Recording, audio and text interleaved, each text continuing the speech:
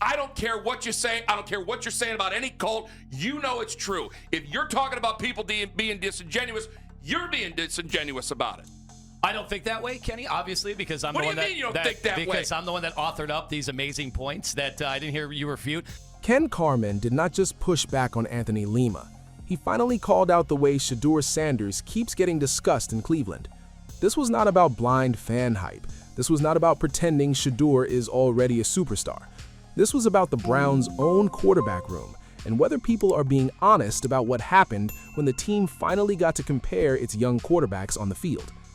Anthony's argument has always been simple. Shedeur was a fifth-round pick, he was not handed the team, and he still has to earn the starting job like everybody else. On the surface, that sounds fair. But Ken's problem is that Anthony keeps using that argument while ignoring the bigger issue. Cleveland drafted Gabriel earlier, invested more in him, gave him the cleaner path first, and still ended up with a serious question. Did the fifth-round pick look better than the third-round pick? That is why the argument exploded. Ken was not saying Shedeur deserves the job because of his last name or because his fans are loud. He was saying the football evidence matters. If the Browns trusted Gabriel first, but Shedeur became the more realistic option later, then the conversation has to change. You cannot keep judging him like a buried fifth-rounder if he starts looking like the better answer. Shedeur is living a blessed life. He was fourth string on the depth chart. He was passed up how many times over by the NFL, and he still got all these games to start, and yet all I hear from his fan base are, he wasn't given a fair chance. Forget the fan base. You're talking to me. That's who I'm talking. No, I'm talking to Emery Hunt. I'm talking to you. I'm talking to all these people in his camp that can't get it through their heads that you're not given some guaranteed starting job in this league. Like, you have to earn. If anything, I don't even know if he earned it. It's like they traded Joe Flacco because there was an offer, and the guy ahead of him got a concussion. The bigger debate started when Emery Hunt said people were being disingenuous about Shedeur. His point was that Shedeur did not get a perfect setup. He had 7 weeks of first-team reps, played with a weaker roster, went 3-4, and still showed enough to make people wonder what could have happened if Cleveland had given him the full offseason. That matters because quarterbacks are not developed in a vacuum. A young quarterback's situation changes everything. The offensive line, the reps, the receivers, the timing, the confidence from coaches, and the way the team builds around him all play a part. So when people look at Shedeur and act like the evaluation is already finished, Ken and Emery see that as unfair. Emery was not saying Shedeur had already proven he is the franchise guy. He was saying the Browns never gave him the same runway from the beginning, and if he still managed to show life late in the year, then maybe the discussion should not be about why fans are excited. Maybe it should be about why some people refuse to admit he earned that excitement.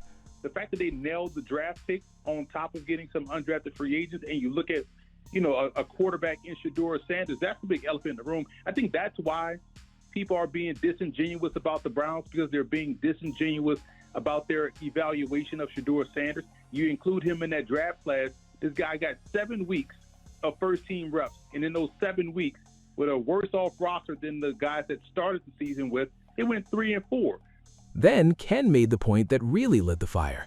He said Shedeur is the most realistic option to start, but the part that made it bigger was Gabriel. This is where the Browns' own decision-making starts looking uncomfortable. Gabriel was drafted higher, which means Cleveland clearly valued him more when the picks were made. He was supposed to be the better bet. But once the season unfolded, that idea became harder to defend. Shedeur was not perfect, but he looked like the quarterback with more upside, more confidence, and more reason to keep the conversation alive. And once that happens, draft position should stop being the main argument. The field is supposed to matter more than the board. That is why Ken kept coming back to Gabriel. If Shedeur had been worse than the guy picked ahead of him, this debate would be simple.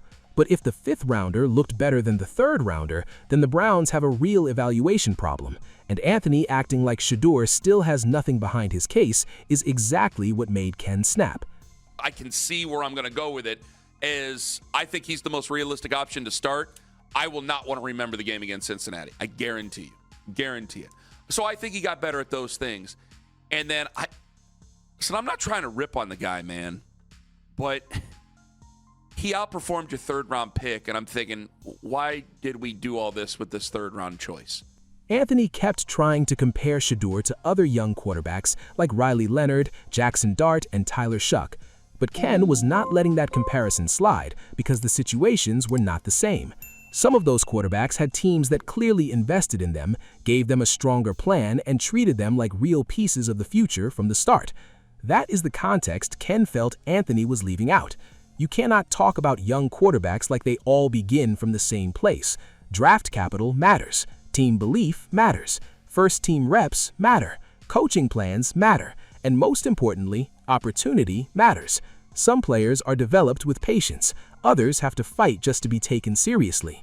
With Shedeur, the Browns trusted Gabriel first. That's the part Ken wanted Anthony to admit. But during the season, it became obvious that Shedeur had at least done enough to challenge that order. So Ken's argument was not emotional, it was practical. If the Browns' original plan started to look wrong, then stop acting like the original plan still proves everything. And then I saw what he did at Notre Dame. I saw what Shedeur Sanders had to do at Jackson State in Colorado. You mentioned Jackson Dart. We've talked about Jackson Dart ad nauseum. We've talked about Tyler Shuck ad nauseum. But these were guys that they went and made investment, with the exception of Riley Leonard. I'll grant you Riley Leonard. That you weren't asked to do a whole lot if you were Riley Leonard. But if you go to the other two guys you're comparing him with, there's no comparison. You took a guy at 25 overall if you're the Giants. This is where Ken really attacked Anthony's logic. He was saying you cannot treat all rookie quarterbacks like they're being judged from the same starting line. One player may get drafted higher, get more trust, and get more patience. Another player may start behind everyone and still have to prove he belongs. That difference matters. So when Anthony talks like Shedeur simply hasn't earned anything, Ken sees that as missing the whole story. Shedeur was not handed the Browns. He had to climb through a quarterback room where the team had already leaned towards another young player. And when he finally got real chances, he did enough to make people question whether Cleveland had the order wrong. That's the part critics keep brushing past.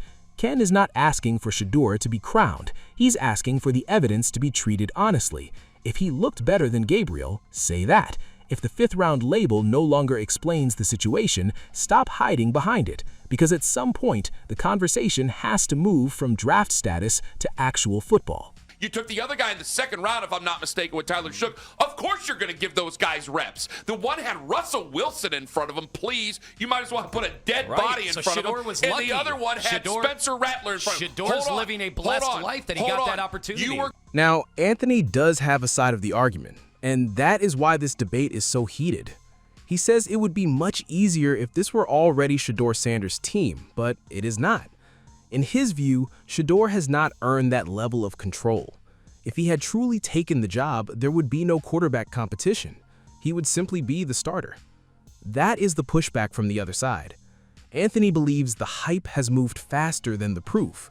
He looks at Shedeur as a quarterback who still has to win the job, not someone who should be treated like the obvious answer. And when he brings up the draft slot and the numbers, he is basically saying fans are acting like Shedeur has done more than he actually has. But the problem for Ken is that Anthony's point still does not answer the Gabriel question. If Shedeur has not earned anything, then what exactly did Gabriel earn? If Shedeur's fifth-round label keeps being used against him, why does Gabriel's higher draft spot still protect him? That is the contradiction Ken wanted exposed. It would be so much easier if it were Shedeur Sanders' team. It's not his team right now. Shedeur hasn't earned that in the slightest. If he had earned that, then there'd be no quarterback competition. He'd be the starter. And again, people don't like hearing this, but if he were a first-round pick and then performed well, or at least, wasn't at the bottom basement of every statistical category, then yeah, it would be his team. And that is why this argument became bigger than one radio segment. It's really about how the Browns evaluate quarterbacks. Cleveland has been looking for stability for years, but every time a new name enters the room, the debate becomes messy.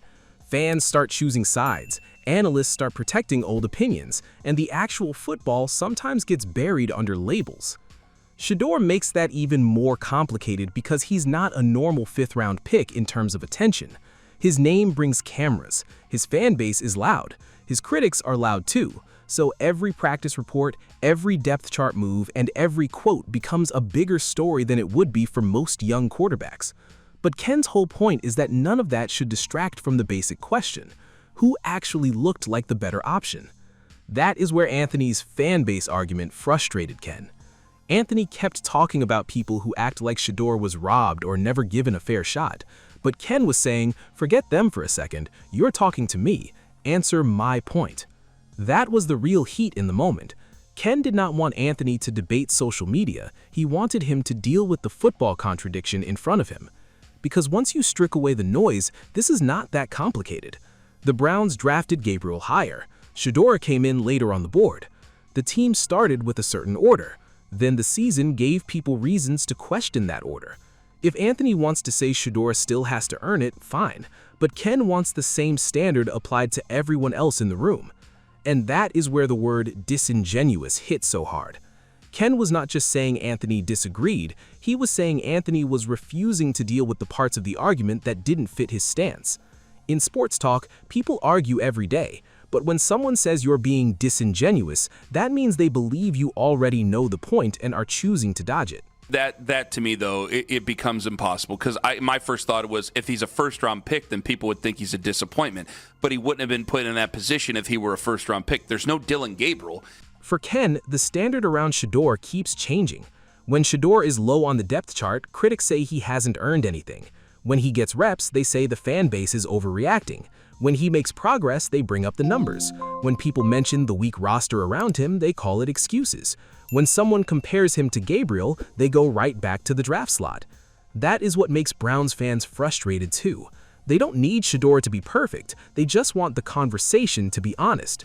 If he struggles, say he struggles. If he misses reads, say he misses reads. If he's not ready, say he's not ready. But if he outplays the player Cleveland drafted ahead of him, then say that too. The uncomfortable part is that this reflects on the Browns as much as it reflects on Shedeur. The team made the board, the team made the picks, the team created the quarterback order. So if the fifth rounder ends up looking like the better football option, that's not Shedeur's fault. That's either an evaluation miss, a development issue, or proof that the competition should be more open than people want to admit. And that is why Ken's blow-up landed the way it did. He was not protecting Shedeur from criticism, he was protecting the idea of a fair evaluation. The NFL is supposed to be about performance. Once players get in the building, the draft round should matter less every day. If a fifth rounder keeps showing more than a third rounder, then the fifth rounder deserves a real look. The truth is, Shedeur Sanders doesn't need excuses. He needs the Browns to let the competition speak. If Gabriel is better, let the field prove it. If another quarterback wins the job, let him clearly win it. But if Shedeur keeps looking like the most realistic option, then the team can't keep pretending the fifth-round label tells the whole story. That is why Ken Carman finally sounded fed up. Anthony Lima can question Shedeur, he can doubt the hype, he can criticize the fan base, but he can't keep avoiding the main issue forever. If Shedeur looked like the better quarterback Cleveland invested in first, then the question is no longer whether he deserves attention. The real question is why some people are still so determined to act like he doesn't.